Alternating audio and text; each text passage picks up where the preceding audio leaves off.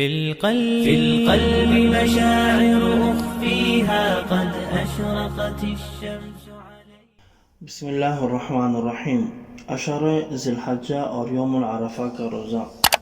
ذی الحجہ کا جو عشرہ ہے یہ وہ عید الاضحیٰ کا جب چاند نظر آتا ہے، آپ کو حضرات کو معلوم ہے کہ عید الاضحیٰ وہ 10 ذی الحجہ کو ہوتی ہے، تو 1 تاریخ سے 10 تاریخ کے ایام کو عشرہ ذی الحجہ کہا جاتا ہے، اور یوم العرفہ یہ 9 ذی الحجہ یعنی کہ بڑی عید سے 1 دن پہلے اس کے روزے کے متعلق ہے. حدیث ہے کہ حضرت ابو ہریرہ رضی اللہ تعالیٰ عنہ سے روایت ہے کہ رسول اللہ صلی اللہ علیہ وسلم نے فرمایا، دنوں میں کسی دن میں بھی بندے کا عبادت کرنا اللہ تعالیٰ کو اتنا محبوب نہیں جتنا کہ عشرہ ذی الحجہ میں محبوب ہے. یعنی ان دنوں کی عبادت اللہ تعالیٰ کو دوسرے تمام دنوں سے زیادہ محبوب ہے، اور اس عشرے کے ہر دن کا روزہ سال بھر کے روزوں کے برابر ہے، اور اس کی ہر رات کے نوافل شب قدر کے نوافل کے برابر ہیں. معلوم ہوا کہ عشرہ ذی الحجہ کے جب 10 دن آتے ہیں ان میں بھی انسان کو روزے رکھنے کا اہتمام کرنا چاہیے.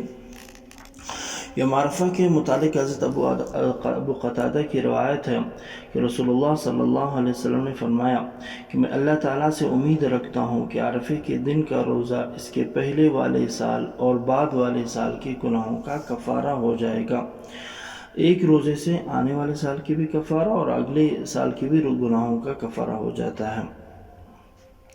خاص دنوں میں نفلی روزے رکھنا. حضرت ابو ہریرہ رضی اللہ تعالیٰ عنہ سے روایت ہے کہ رسول اللہ صلی اللہ علیہ وسلم نے فرمایا، پیر کو اور جمعرات کو اعمال کی ایک پیشی ہوتی ہے.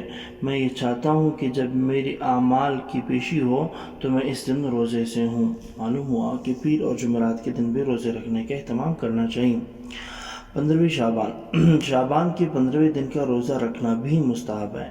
عام نفل روزوں کی بنسبت اس کا ثواب زیادہ ہے. جن روزوں کی فضیلت احادیث سے ثابت ہے ان دنوں میں روزہ رکھنا باقی دنوں کے مقابلے میں، نفلی روزے رکھنے کے مقابلے میں اس کا ثواب پھر زیادہ بڑھ جاتا ہے.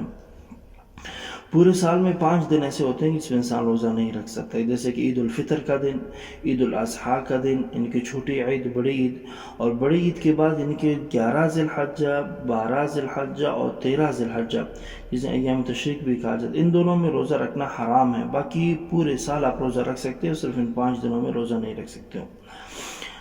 5 روزے ہیں جو عوام میں تو مشہور ہیں لیکن ان کی کوئی حدیث سے کوئی فضیلت وغیرہ ثابت نہیں ہے. بعض جو 27 رجب کو روزہ رکھتے ہیں، بعض 25 ذی قعدہ کو، 18 ذی الحجہ، 22 محرم، 12 ربیع الاول.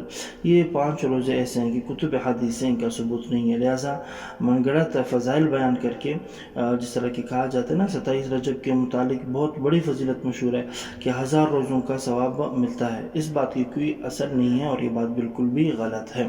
نفلی روزوں کا آپ کو بتا دیا، عشرہ ذی الحجہ، یوم عرفہ، اور اسی طرح جمعرات اور پیر. اور کل کے سبق میں بھی ایک بات گزر گئی تھی جسے ہم ایام 20 کہتے تھے، وہ روزے اور شعبان کے.